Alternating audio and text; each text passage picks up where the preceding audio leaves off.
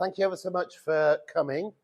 What do I explain about myself or why I'm going to West Wales?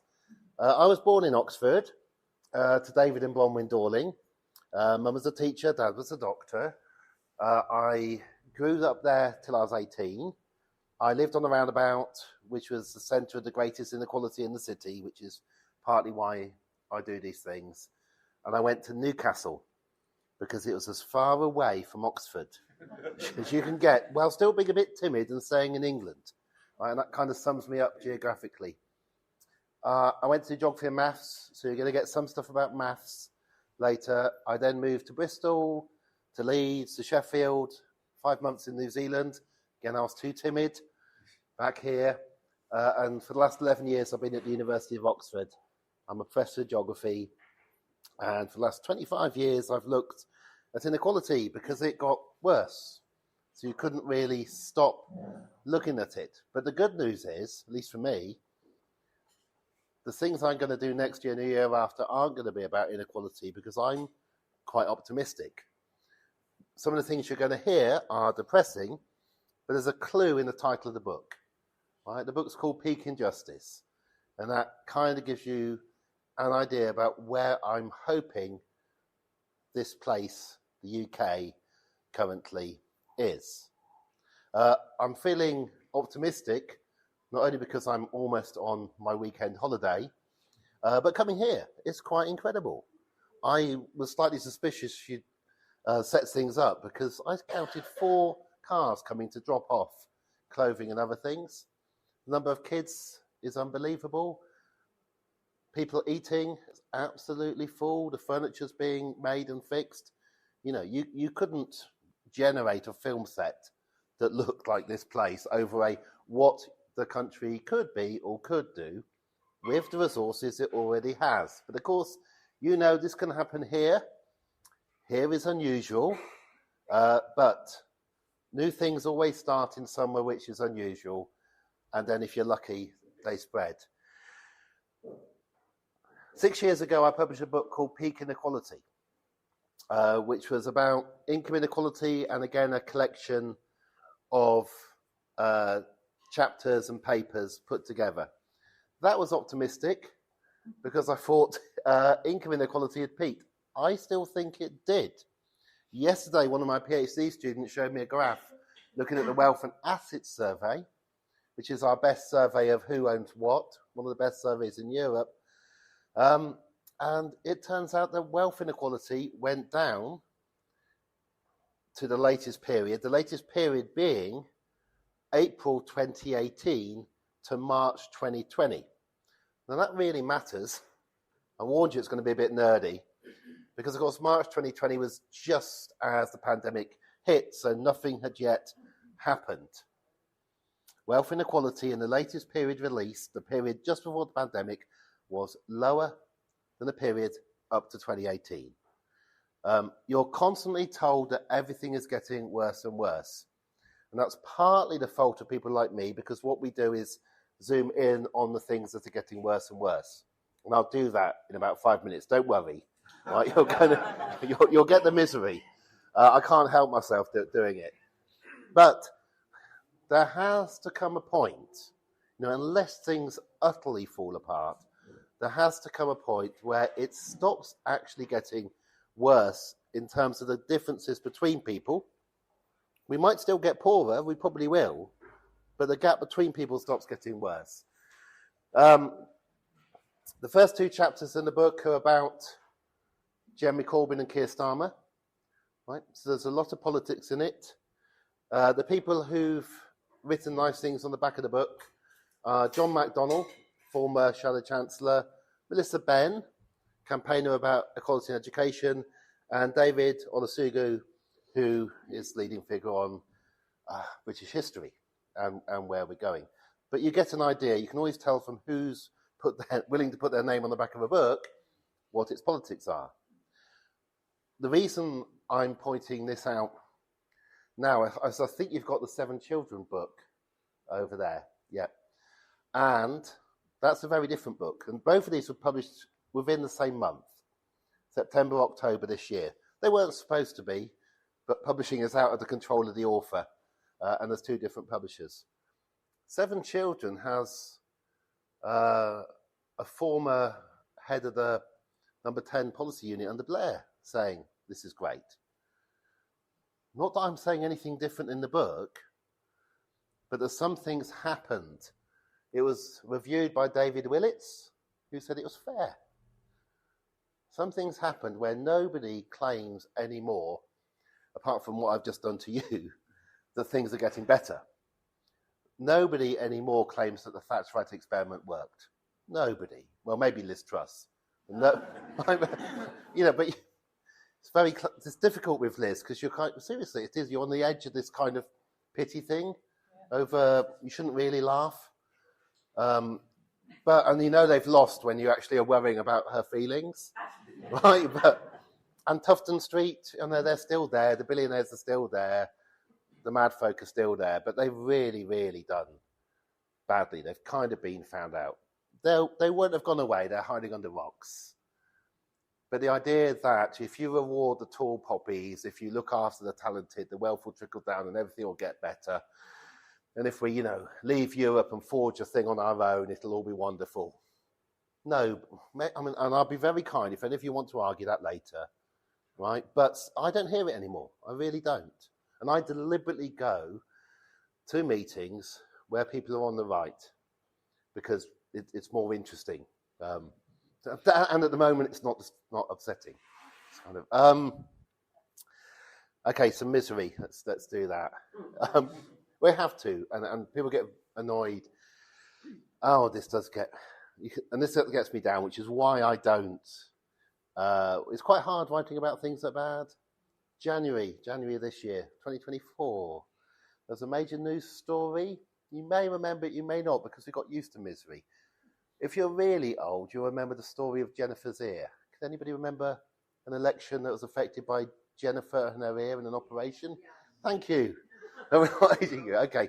I think it was Gordon Brown was implicated, and was Jennifer going to get her operation on her ear?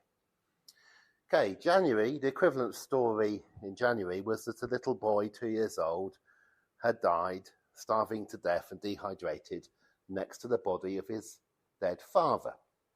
Sun headline, Guardian headline, all the papers, dominated the news for about 7 days. He might come back. Little boy, I think, was called Bronson. Social services tried knocking on the door. Then when they really did try, Dad obviously didn't want to die. He's about 60. It's a tragic story. Then it went quiet once it became clear this has occurred in Skegness, which, and is, whereas, if it had occurred in a leafy suburb of Birmingham, it might have gone on for a bit longer, although that's Birmingham. The way if it had occurred somewhere really posh, would have been more. But we were sad, but we've almost forgotten the little 2-year-old. Now do numbers.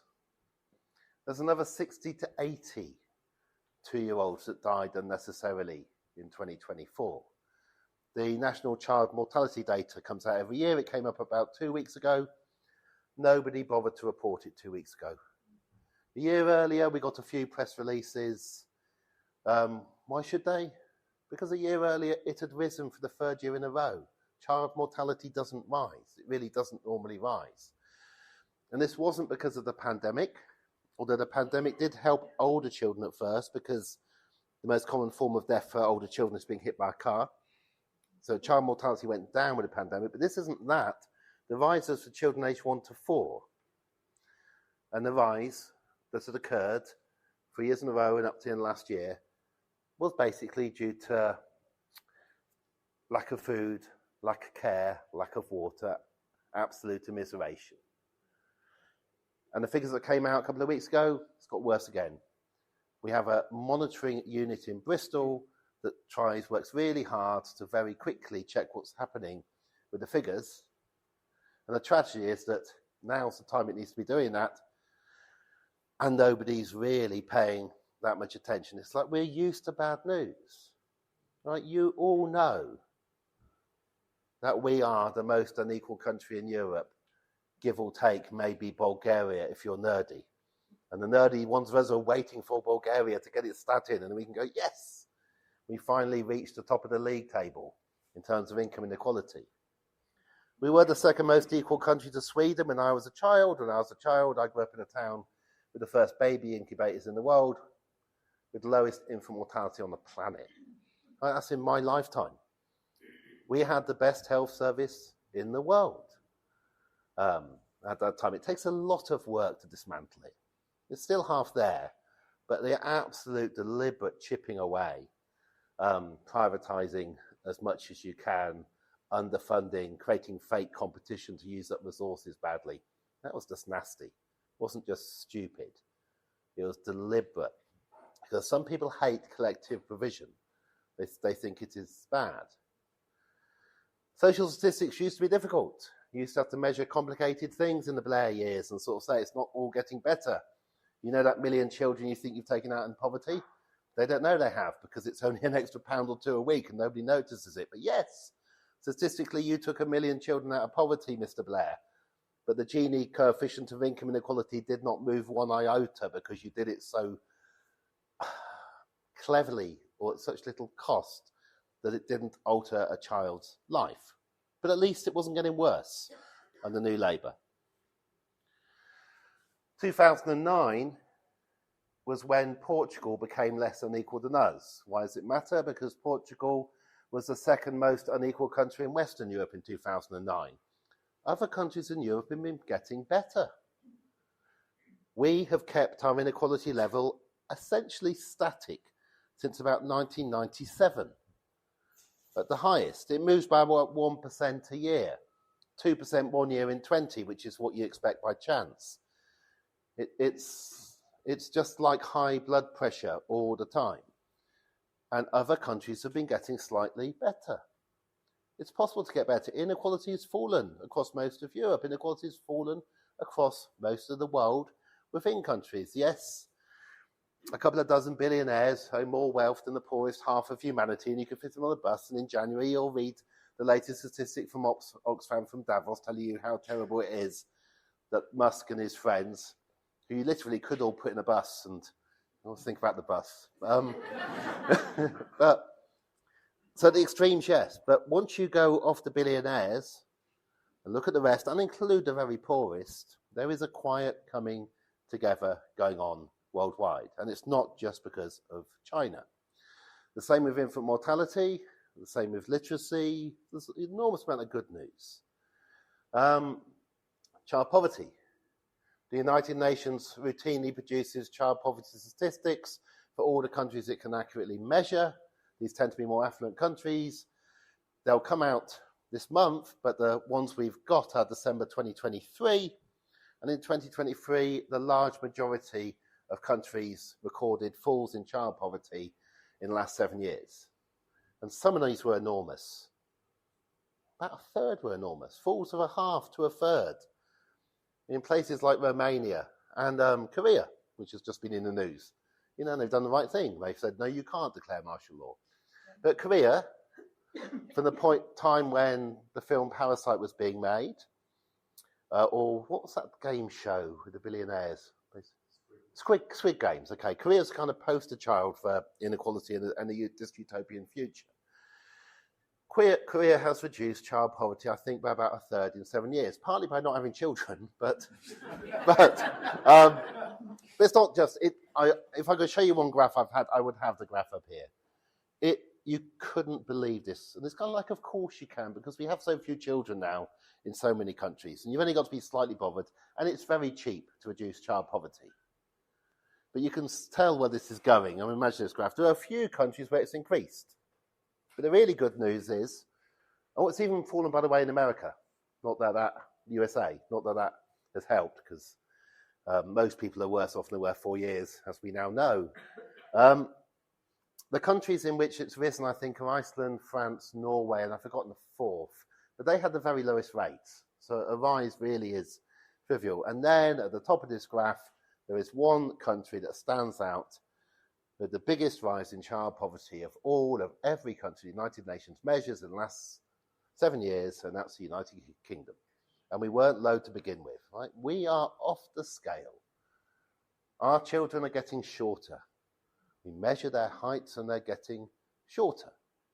Good news is that this is the average. Right? If you look at Scotland, they're getting taller. And child poverty isn't rising in Scotland. In fact, child poverty, as officially measured by the British government, is lower in Scotland than it is in every region of England, including the South East region, which doesn't include London. Surrey, children are now doing worse in Surrey than they are in Scotland on average. Right? It is possible within the UK to change things. Many things that the Scottish government did. I think it's down to devolution, but I'm only saying that because I'm here and I'm not in Scotland talking. I don't think it would have mattered which of the two main parties have been in power since 1997. The point was that the Scots actually had power to do something over themselves and care about each other in a way that the English who ran the Scottish office clearly never did. That's why we introduced the poll tax there first. It's why we let the shipyards go in 1977 when we didn't have to. We've experimented with Scotland, we English. But since 1997, Scots have ruled themselves. The latest thing they've done, in case you want to know what's possible, is control landlords so they can't just put up the rent. 1 in 3 children are in private rented, can be evicted with 2 months' notice. Scotland, since the pandemic, have changed the regulations on that and introduced the Scottish child payment, which is currently about £26.10 or something a week. Not tapered, you just get it, you don't lose anything else because you get it, for every child under 16 in any family receiving any form of benefit, which is 2 out of 7 of all children. And I'm obsessed by 7th of children because I've written a book called 7 Children. 2 out of 7 children now live in families getting this extra payment. If you've got a brother and sister, in Scotland there's 3 of you, that's £4,000 a year. You do not go cold or hungry. Right? Inside the UK. I don't have to point you to Finland or Norway or Denmark or, the Netherlands and say they do it there. Why can't we do it here? This is part of the UK, and a part of the UK that was remarkably, and is still remarkably similar to England.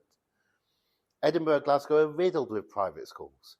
The divisions, social divisions within Scotland are enormous. We did them a favour by treating Scotland so badly since the 70s that we kind of brought Scots together.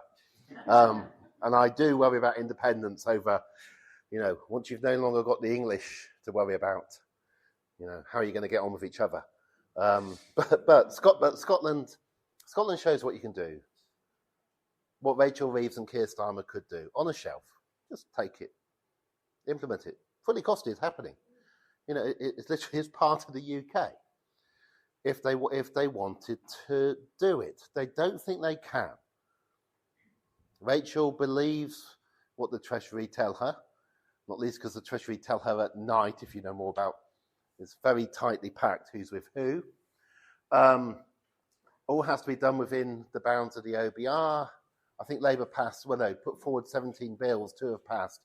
One that was passed is we'll do whatever the OBR say, and kind of constrain ourselves rather than try to work slightly outside of the straitjacket. I'm not saying we can borrow lots of money. We can't because the international bankers know that we don't make still anymore. And we have a dodgy little currency called sterling. And really, you can tell they don't because of the interest rates they charge us. But we could do an emergency redistribution of wealth if we're worried about the medicines and the food and the 200 school roofs that are so dangerous you can't put a child under them. There's all kinds of things we could do. We could certainly do the Scottish child payment. The argument in Scotland is, what are you doing for the old?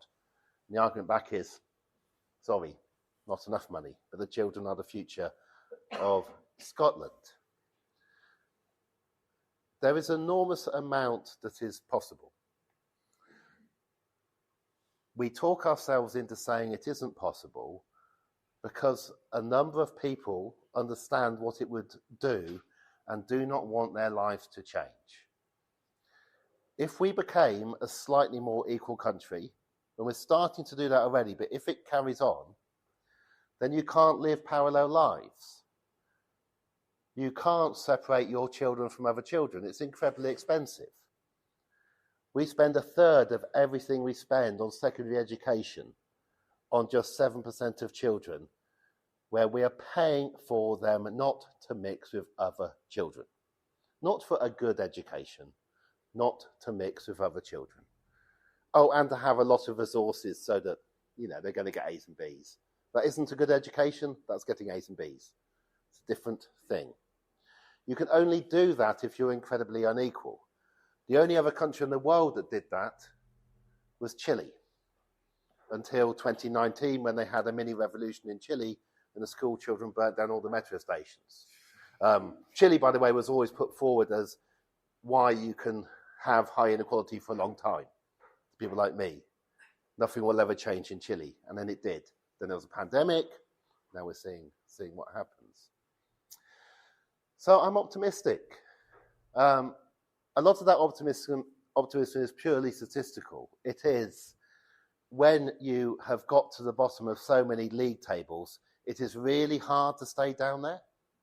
When your life expectancy as a whole country has been falling, ours fell 2015, 16, 17, 18. 2019, it got slightly up. Then, of course, the pandemic. So the pandemic's kind of great for shielding. There's no kind of scrutiny, and it's just beginning to build up again. We're not awful at everything, but we are awful at the basics. We are awful when it comes to health compared to what we were. We are awful when it comes to our education or divisions. And we don't measure what our universities do. I've got to be very careful because I work in one. We just say they're the best in the world, right? But we don't take part in international tests. There are international tests of 24-year-olds, by the way, which discovered that our 24-year-olds are some of the least numerate in the rich world. Why are they the least numerate? I'm almost at my half hour. So we haven't got time for a few GCSE maths questions, right? But, and you may be lucky, but we teach our children and we're taught ourselves. Look, I'm judging you, you're my age, so I'll make up mine. A's and B's, O-level, I'm O-level, yeah. How to get an A or B at O-level maths. How to get a 1 or 2 in the past, now a 7 or an 8 or a 9 on the day. That's all you've got to do with maths, just get that mark on the day. Used to be called A to C. 5 A to C's, you can be a nurse, you can work in the police force. Don't need them to work in the fire service. We've already devised our class systems by the examination scores. But we don't, and haven't for quite a long time, teach people in our schools to actually enjoy a subject so they can do it again at age 24. Right? It's all about competing. Why has it been like this? Because in the distant past, this was a brilliant system for what we used to do. And I'm trying to wonder what this building is or what used to happen around here. But what we used to do... Sorry, Danny. Yep. Can I just interrupt? Apparently, I don't know if any of you have got a mini that is blocking the entrance to carpet hotline. Any mini owners?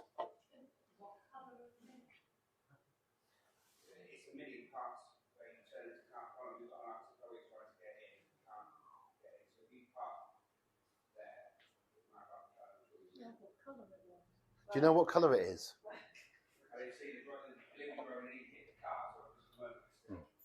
doesn't look as if the one here. Yes, I have, but it's in a line with other cars. So it's not the only Mercedes park behind it. Good luck. Good luck. Thank you. We know we're going to be on tenterhooks till you come back. So we want to know. Thank you. Thanks very much. That's brilliant because you can see I can't stop when I get going. So that's the only way I'm ever going to end on time. Right. So we'll do some questions. Peak Injustice is a book which mainly talks about how awful everything is, but has lots of hints. A lot of them are in the footnotes because I wasn't sure, saying, here's evidence of it getting better. Just give you a few examples. Every single pay deal that I've managed to get my hands on in the last 3 or 4 years has been progressive. Top civil servants have seen their pay go down by 25% since 2008. I do apologise if you're a top civil servant. Lower grade civil servants down by 12%. Even worse, of course, because you're paid less, and now you're paid 12% less. But the gap between the top and the lower civil servants has narrowed for the first time since 1918. 1918 was our last peak. We increased benefits by inflation. The Tories did this. The school roofs. A Tory minister, woman, at the end of recess in one summer, stood up and declared that they wasn't unsafe. She didn't have to do that. The really scary thing is they're debating letting the children go under those school roofs, but that actually happened. We are becoming more like each other again, and the last time we did that was 1918 all the way through to the 1970s. The first 20 years of becoming more equal, and not just in the UK but in other countries, have tended to be quite painful. It happens because you run out of money. You can't afford the rich anymore. You need to give people who've got less more because otherwise they're starved. That is the situation we're in. In England, the majority of children with a brother and sister are going hungry several times seriously a month. We can see it in the physical shapes of our children. We know it's happening. So we've been forced into this. You know, it wasn't there was a social movement that 500,000 people joined that said you should do it, but there was a change also to the ethos. You know, you got to a point when you just got sick of people standing up and saying, trust us, and just on the horizon, there is the sunlight and the golden dawn of the brave new Empire 2.0 of Britain. Right? There comes a point when you've heard it too many times in your life to take that seriously anymore. That's where we've got to. What we don't have is a plan for how we get out of this. We don't have somebody saying, these reductions in inequality are good. We do have a target now, as of yesterday, saying that the average person should be slightly better off. Right? Before then, we only had GDP should rise, if you're watching the news. The big news of the 6 pledges from Sir Keir is we're going to worry about the average person because he saw what happened in America. Now, it's very easy for the average person to be slightly better off. It doesn't cost much because the average person doesn't get much. You can make the majority of people better off, and all you've got to do is make a few very, very wealthy people slightly worse off, and you can hit your target. But you can't do that without increasing equality. It's not possible. There isn't some golden ticket way out where you can make almost everybody better off and the rich don't get hurt. Not anymore. Not given what we do.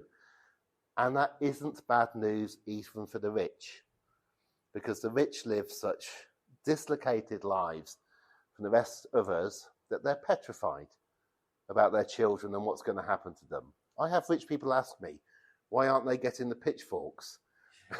And I say, well, we don't have that many pitchforks in our garden centres anymore, but so most people do not realise how much money you've got. Most people do not realise what your life is like. I explain to rich folk. And I get to meet rich folk because of the job I do. But they're scared. And they're not happy because they're scared. And they're paying a fortune for their children not to be with other people because they're scared. And if their children manage to achieve getting into an elite university or something else, they're happy for a time, but everything's a bit of a disappointment. And then a real scary thing is who their children are going to meet. You know. And how do you sort out the prenups? And you wouldn't believe, if I do write another book on inequality, it's going to be called Sympathy for the Rich. Because I've been, yes, that's my world. Mental health is actually pretty awful. I won't dig myself into a hole. I could do Sympathy for the Rich, but obviously it's kind of, and we've got a solution to it. Yeah, become a little bit less rich, and all your problems begin to go away. This may sound ridiculous, but let's just end on going back to 1918. The most common job when we're last this unequal was to work, for women, was to work in service. This was a country dominated by country houses. There would have been country houses around here. More women would have been working in the country houses than were working in agriculture in this part. The gaps between people were huge. The top 1% of the 1% had 400 times average income. It's Lady Marchmont from Sebastian Brideshead. Where's the house? I just feel in Cotswolds. Castle Howard, that's what they filmed. But don't you reckon? We should sort of think he drove to Oxford. It must have been around here in idea. Now, those families, Brideshead revisited families, when things became more equal, when they no longer could actually make Brideshead work, when they had to live in a little house, eventually without servants, they didn't suddenly become really, really sad people, not knowing what to do with themselves when they couldn't do the grand tour anymore, right? So, and I labour this at the end because the fact that it actually benefits the best off to be in a more equal society ought to make this not impossible. The problem is you forget all of it. And then in the 1970s, a small group goes, we think we need more. And before you know it, you are where we're here. In case anybody wonders, the book's called Peak Injustice. So it does talk about global injustices, and it does end with Gaza, which was a bit of a battle with the publisher, who said, are you sure you can do that? And I said, it's called Injustice. It's about UK government policy. I have to say something. Much easier now than it was when I was writing it October, November, December last year. Thank you ever so much for letting me waffle on. I do hope, can you please relieve us and tell us, is it okay? No, it's fine. Yeah, no, it's fine. It's good. It's very kind of it. okay, well, right. I just had a thing of an articulated lorry crushing a mini. No, never do that. Never do that. Excellent, that's good news. Okay, thanks ever so much. Who wants to ask a question? Oh.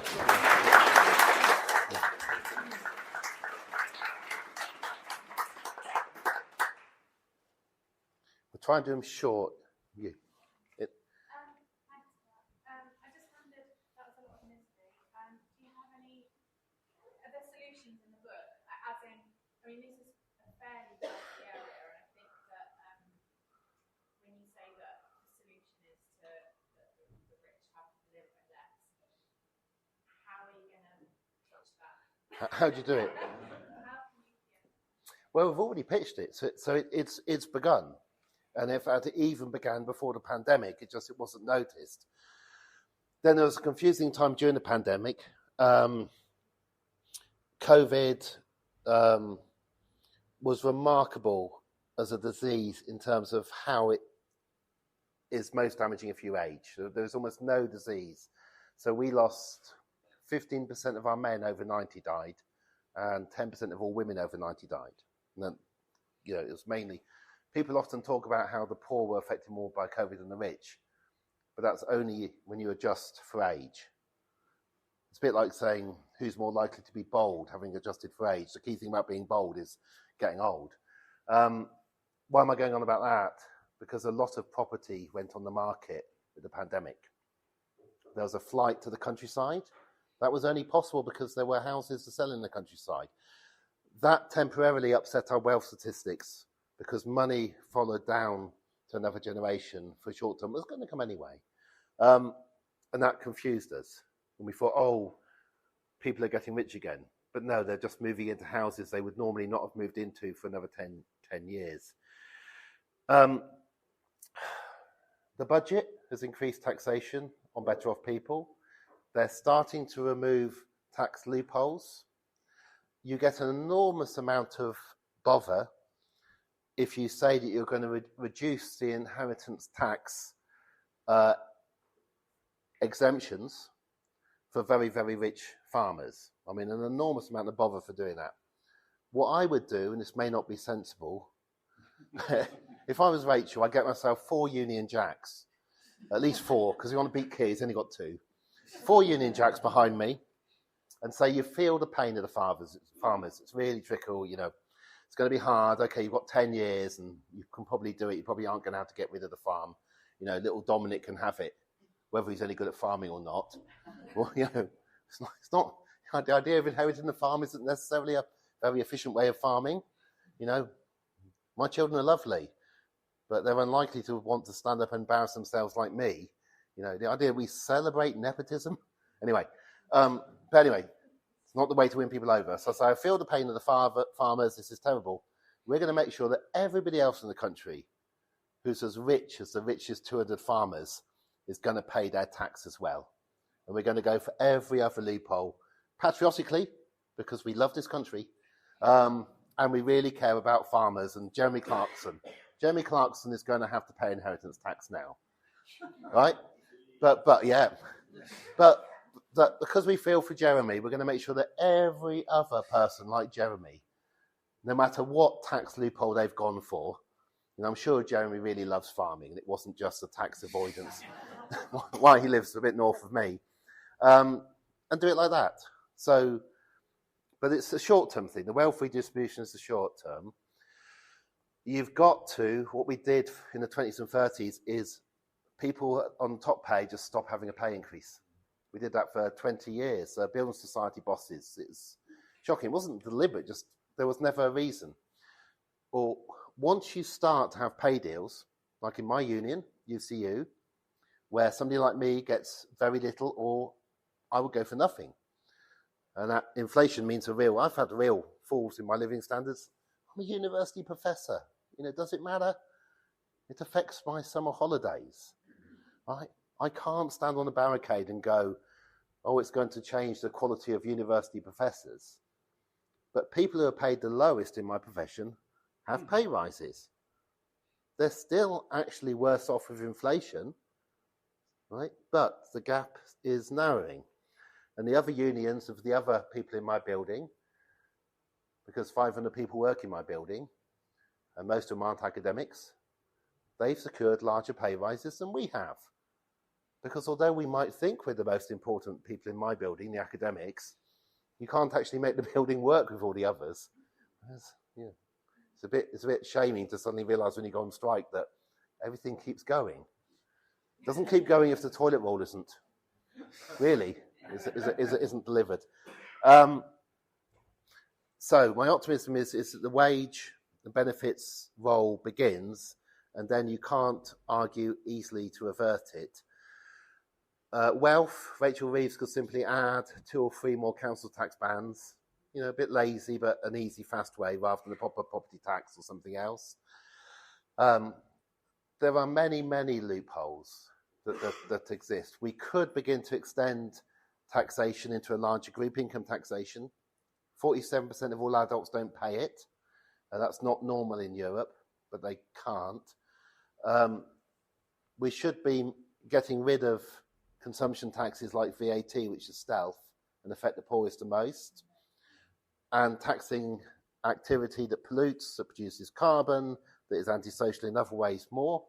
I'm not a revolutionary. This is, it's a budget at a time.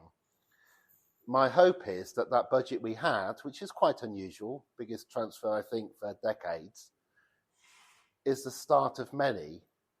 And each one, and this is Rachel Reeves' special skill, that she really believes she's not going to have to do it again. And she comes over as really honest, but each time she stands up and goes, I didn't want to have to do this, but I'm going to have to make the country more equal again.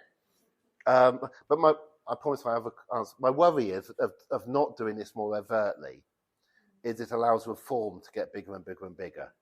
And the strongest argument against what I'm arguing, for actually saying we're going to do something quite quick, is to take the sale out of Kemi and Nigel. I see them as one now.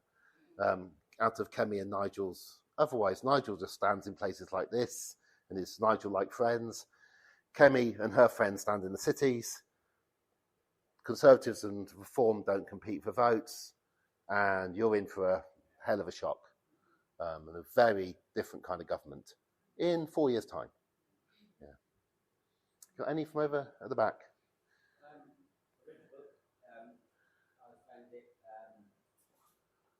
I enjoyed it because it kind of confirmed why I've been so pessimistic for so long. Yeah. It made me feel a little bit better. All right. I think, are you open to the criticism of fiddling around the edges somewhat? We have a system, it's multinational, the super rich just go elsewhere, etc., etc. Yeah. Capitalism is kind of eating itself alive as far as I can see. Yeah. All the money's getting sucked up. It's a systemic Yeah. not a Rachel Reeves fiddling about a budget issue. And then our kind of answer to it seems to be this weird thing we call democracy. Yeah. And as somebody who goes and knocks on doors, I wonder how on earth you can, in effect, get people to sort of vote against a system that their entire consciousness tells them is normal, right, etc., etc. Yeah. And we've still got the same problem facing us with, climate change. Democracy is like asking a turkey to vote at Christmas. Yeah. As a mechanism to fix it. For doing things. Yeah. Yeah, the worry about... So, if we were in Norway or Finland, I would be arguing, actually, this is about as good as it gets. It might not be perfect, but we have a government with targets to do certain things by 2030 and so on. Given how extreme the UK now is, given that incredible rise in child poverty, and even being a pragmatist, I think you could present an argument that says we are going to have to make a lot of changes in a very few number of years, including PR by the time of the next election, which you've certainly got enough MPs to do it. Whether they would be, and they're going to lose their seats anyway, most of them, whether they understand that. But certainly it's just another form of democracy, but at least with PR you can vote for who you believe in, and that produces governments that are far more effective in other countries. Even if within those countries it looks as if they're having massive arguments, they're making a better job of things, literally in terms of measuring outcomes for people physically than we are. Over the rich leaving, I would bang in wealth taxes very quickly as a national emergency, and partly because it's not easy to reverse. Once you've taken the wealth, it's quite hard to build it up again. I've publicly said I'd take the 10 richest colleges of Oxford and Cambridge and the 10 richest schools, which include Eton, and on April of each year, take 20% of their wealth in windfall taxation. Within just 5 or 10 years, you've got rid of the endowment problem. Right? And okay, it doesn't make a huge difference to central government getting all those billions, but they're useful. But you no longer have these particular institutions lording it over others. Now, why can I say that? Because I'm associated with St. Peter's College, Oxford, which is like 30 of the colleges and not like the rich 6. So even in Oxford, the university, most academics would quite like to watch the wealth of the rich colleges go. And that's a big change to society. Taking the wealth off the institutions and the families that have the most, is enormous, but could be done quickly in a situation where something goes wrong this winter. Something goes wrong with the gas supply, right? It could do. We don't produce enough necessarily for ourselves. We send it over to other countries. And we literally have people freezing this winter because that's possible. Something goes wrong with sterling. Somebody plays a game with our currency, or for some reason the European Central Bank decided to sell part of the 2 trillion it held in sterling, which it's held when we were a member of the EU, to protect us. Doesn't need to anymore, right? But imagine the pound suddenly drops in value and the price of food doubles. Well, what do you do? And if you think a disaster is unlikely, just try and think of each year of the last 6 years and what's actually happened. And we could both end up with what we'd like, but it's circumstances. Go back to 1918, you had a general strike by 1926. MPs took real pay cuts. We had Special Areas Act because we had our first, about 4 million people unemployed, and they were older men, not young people as they were in the 80s. We had absolute disaster in the 20s and 30s, event after event after event. Half the equality we gained from 1918 through to the 70s was gained by 1939. It was not the Second World War. It wasn't the welfare state and Beveridge and Attlee. We were already well over halfway there. We just didn't realise it because hardly anybody was counting. And my guess, complete guess, could be completely wrong. We could become more unequal. We could become like America. We could double our prisons. We could fill up with heroin, fentanyl. I could do your nightmare scenario because that's easy. Just go look at the States. But I think more likely we begin to go in the other way. And it's 20 years of people complaining that they're worse off than they were. And what I wish I could try to get over is, as long as the gaps between you are narrowing, even if you've got less, your children may be getting a better future, and they'll manage each other better, and they'll treat each other better. And it's a way, and we consume less, we pollute less because we've got less money, so we can't go in those planes and fly all those places as much as we've been doing. But at least celebrate things that might be good rather than saying everything's terrible. Yeah, I'll take over here. You were saying about education and the gap between private schools and non-private schools. Yeah. What would you propose to reduce the gap? To do. And I should say that there's gaps just as big within the state sector. And there's huge gaps in the private schools. I mean, you've got private secondary moderns because of the selective private schools. So paying for your child to go to a school where children who fail exams go, I wouldn't ban them. The right wing of Labour have a kind of vindictiveness about private schools. You know, Tony Blair got rid of assisted places when he came in, and currently they're going to do VAT. I'd stick with these, a little bit more of a shove. But what you really want to get to is a situation which most of Europe has, where there are hardly any private schools because it's not worth having them. So in Bonn, the equivalent city to Oxford, it's the twin city in Germany. It's all state schools. It takes ages for a teacher to tell you which is the better one, which apparently is the Beethoven Academy, where the Conservative politicians' children go. And I said, have you got a private school? And he said, no. And he went, oh, no, we have got one. He went, it's for really slow boys. And your Prince Philip went there. No. My personal thing about this is I would allow private schools, partly because you've got parents who want their children brought up in particular ways, but also as a canary in the coal mine. If they begin to rise, you know something's gone badly wrong. For no money, you could take my city of Oxford, where I went to school. You could take the 6 state schools.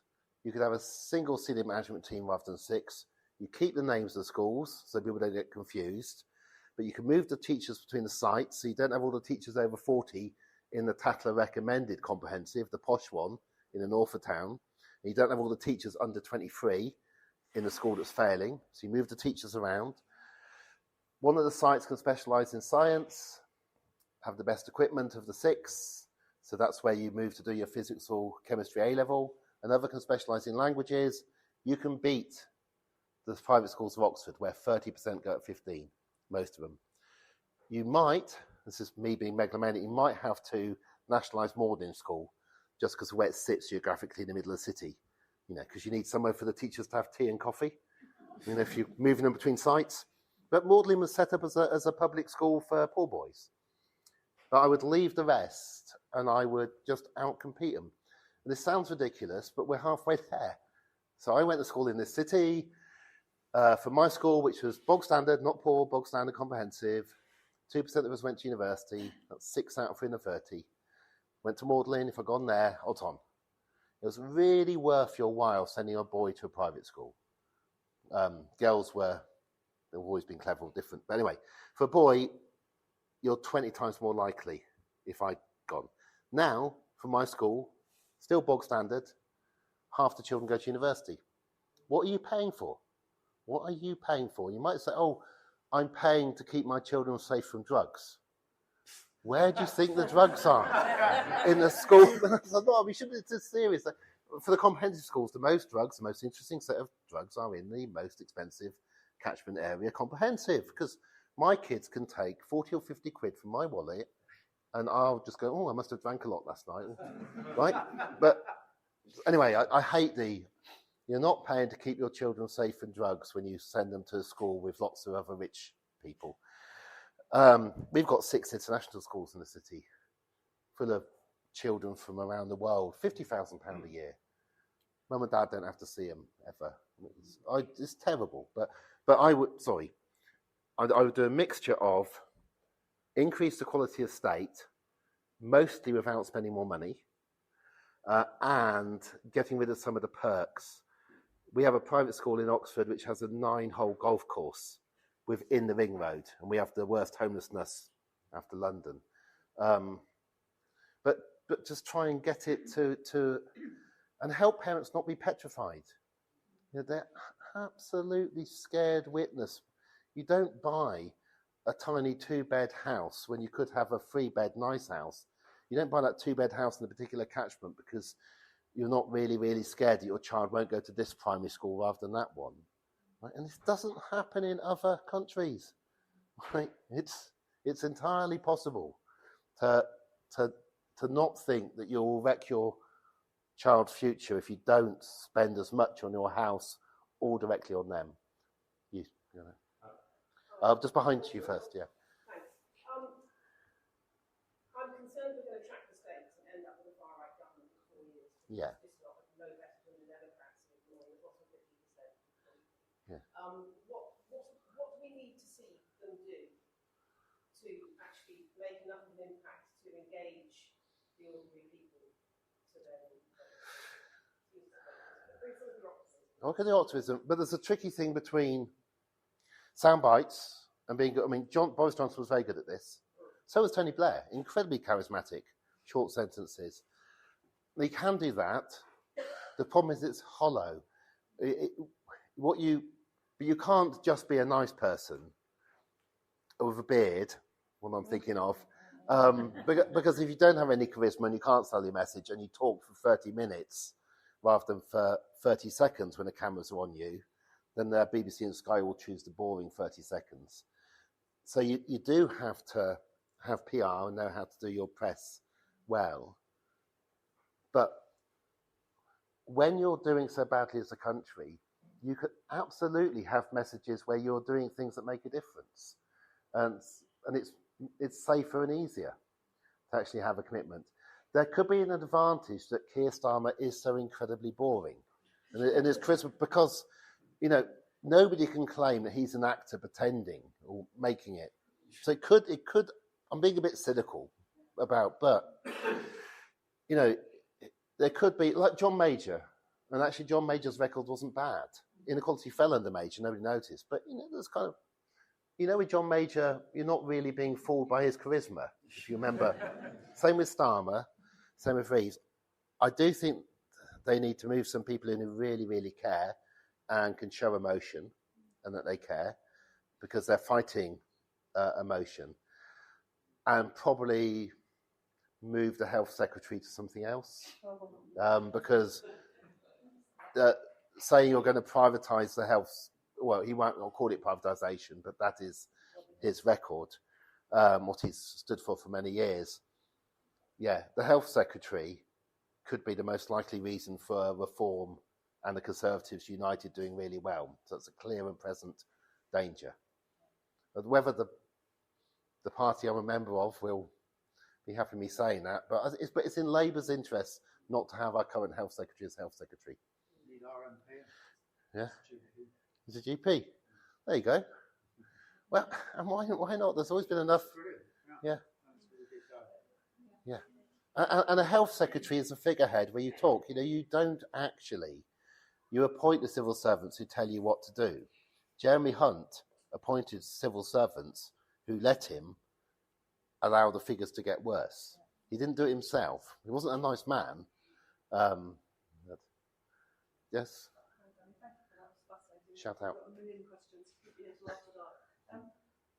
you think, couple of things, do you think we've accepted our inequality lot more readily than other countries because we're so class-based in this country? It's felt like, that's how it's always been. Mog is making reality TV and people are queuing up to watch it instead of throwing stones. Do you think it's part of that? Second of all, with schools, and I don't know if people know, but the schools themselves put their fees up by 550% in the 25 years running up to 2016. Never heard a word about that. Suddenly 20% is the lethal blow. And I'm messaging is my big thing. I'm a Labour councillor, newly acquired, mixed political background, mixed political schooling, Yeah. all sorts of stuff. And I just feel like, do you think it's naive of me to think that we need to stand up and harness all that blitz spirit we heard about with Brexit and say, look, this is the state we're in, this is what we want to aim for, we won't always get it right, we're trying, we might need to trim the sails occasionally, don't put us all over the coals for that, we make a mistake and have to slightly adjust. Just tell it like it is and sell it to people. I think that's naive. I don't, but I'm very uncomfortable with myself when I say this, because I grew up in a household with no Union Jacks, mixed race family. We supported West Indies because we're a mixed race family. But I really would do the Union Jacks right now. I would, but given what you're fighting against, and there is a particular left-wing kind of patriotism, and I've never accepted this argument. I forgot to meet the minister who was a postman when he was very young. He used to go on about this. Alan Johnson, yeah. And I've changed over time to thinking, do it temporarily. Right? Have a plan in your own head. You're going to do 4 or 5 years of Union Jacks just to beat the fascists, and then say, can we rise above it? Can we kind of retire this little bit and, accept that London is the most cosmopolitan part of Europe, and the things we're really good at, where we excel as a country, as opposed to a lot of Europe, is being less racist. We're still racist, but actually, when you ask people why do you live in London, who can move to other places, they go, well, I quite like it that people aren't racist here. And then they name a series of European cities that I won't name, but say what it's like to live in there if your skin's not white. So I would do, but I want a time limited. I don't want to die in a country where there are kind of like 6, 8, 12 Union Jacks.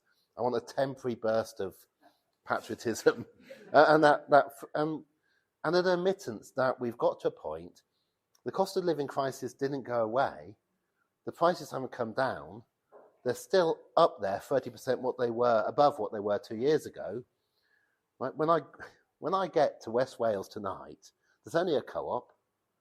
You'd be amazed how many tins of food don't get to that co-op in the west of Wales. Right? I normally take pilchards to my dad because they get to Oxford. Right? The supermarket, of which there's one, half the shelves are empty.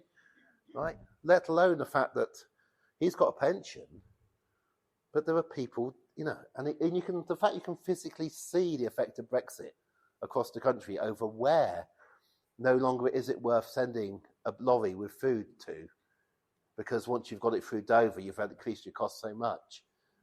That's a shocking situation we're in. I'm going because there's no adult social care. That's the honest reason I'm going in the car on a Friday night. There is no adult social care left where they live. Gone. A couple of slightly related things. One of them is my dad was born in 1950 in a council house in West London. 1950? When I was born, he was living in rural Bedfordshire, owning his own home and with holiday home southwest. Yeah. That kind of social mobility just doesn't exist anymore in this country, it seems to me. So do we have a plan to deal with that? And secondly is the massive geographic inequality that exists in very small areas. So if you extract, we've got a difference between a 30% child poverty rate in Edinburgh and just 3% in parts of Broadway. That surely is no more than just reducing income inequality to tackle it, because it affects public services, it affects whether or not people housing, it affects, it even affects how ambitious some people are, because if they grow up sort of thinking, it doesn't matter what I do, my background is I just, however hard I work, I'm getting there. Yeah.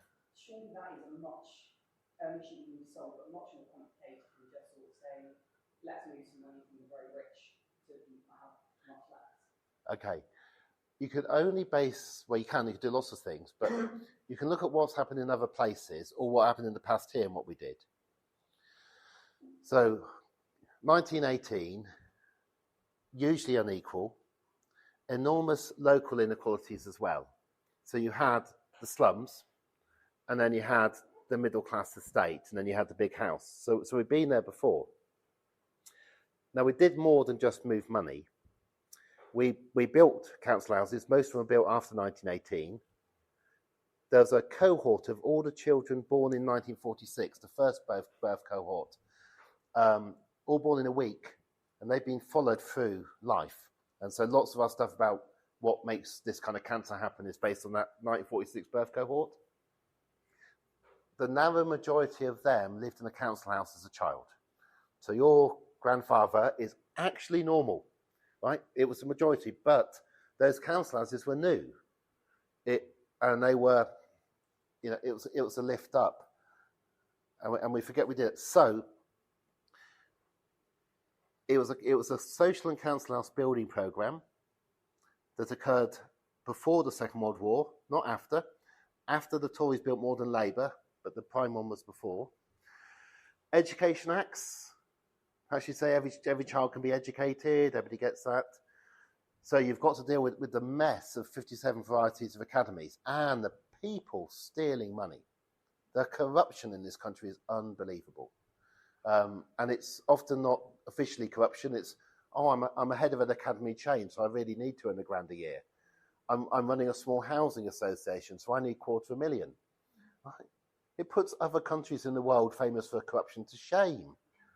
And we do it in such an English way. It partly relates to your question on class. So yeah, there's a lot that needs to be done. But you need to get into a mindset that says you're going to do it. And I'm thinking, what are you going to do for 3 or 4 years to stop reform and the Conservatives simply getting in and creating prison complexes and free ports? And I go for that immediate one, but have programs that say, we've got to deal with our education system. We could do what we did with the health service in 45. But before 45, we had a series of charity hospitals and private hospitals. And we created a plan, very basic, and nationalised the whole lot. We could do that with quite a lot of our education system. We've already done it with FE schools. We did it last year, very quietly. The Office of National Statistics redesignated further education as no longer being in the private sector, but in the public sector, because of where it got most of its money is. For international accounts, this is the English way you nationalise. ONS redesignated further education. The Secretary of State for Education wrote a letter to every head of FE saying, you can no longer borrow any money, you're part of my department. We nationalised them. The Tories did it. That saves a lot of money, because the implicit thing is you can't pay yourself more than the Prime Minister if you're running a school anymore. But we've got more buildings for education per head than anywhere else in Europe, and some of the worst outcomes. We have enormous numbers of teachers and teaching assistants and school caretakers, but they're really badly distributed because we're using the market to do it. So there's lots and lots of things you'd have to do, you're right, but not in 3 years.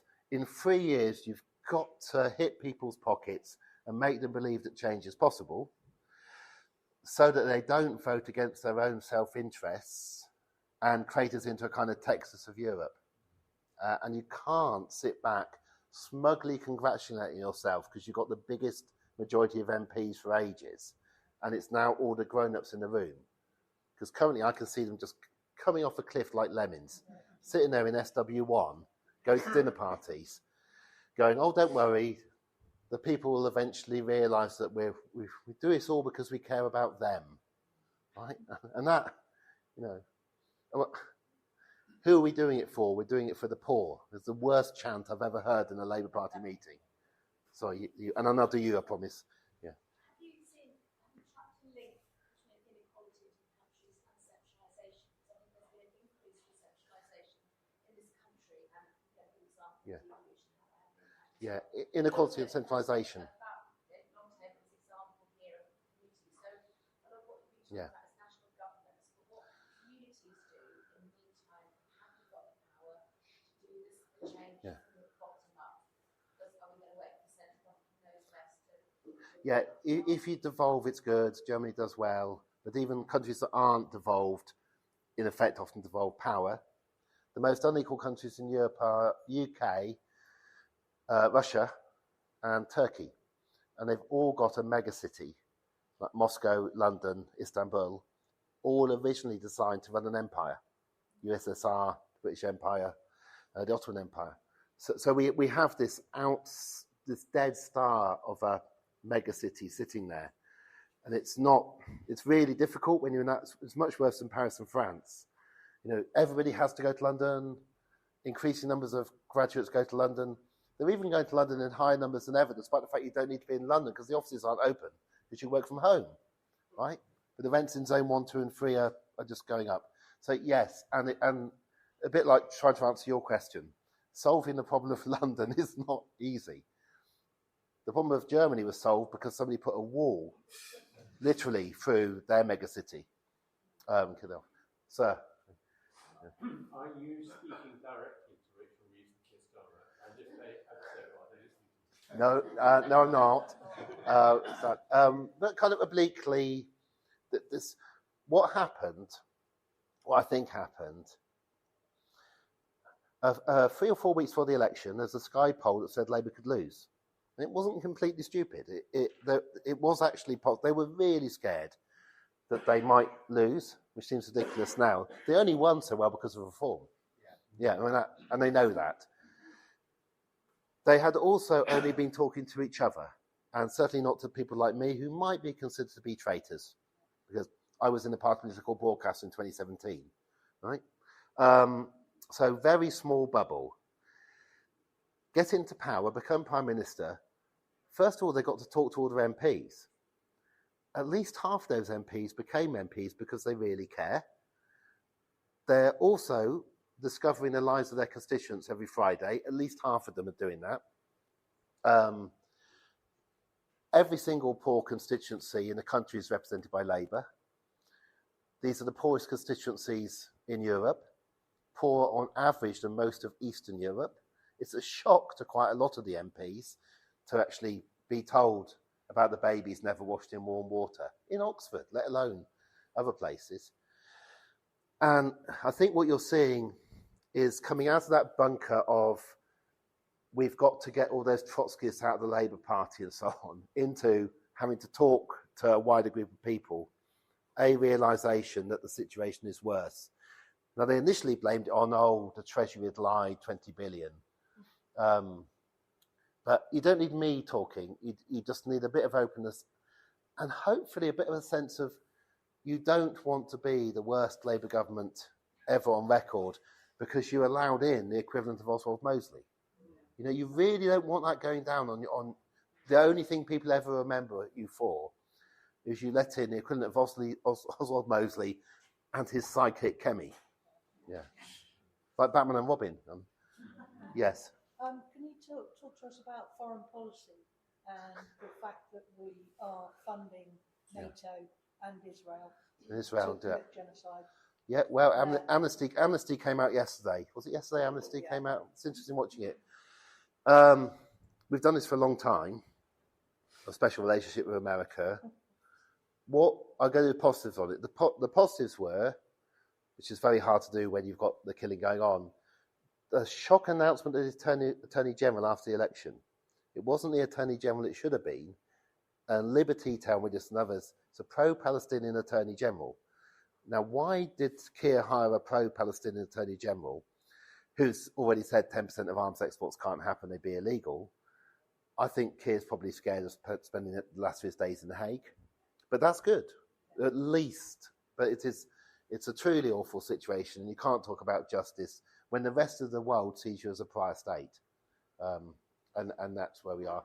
And we waste so much money on arms, and it's not as if we're rich, right?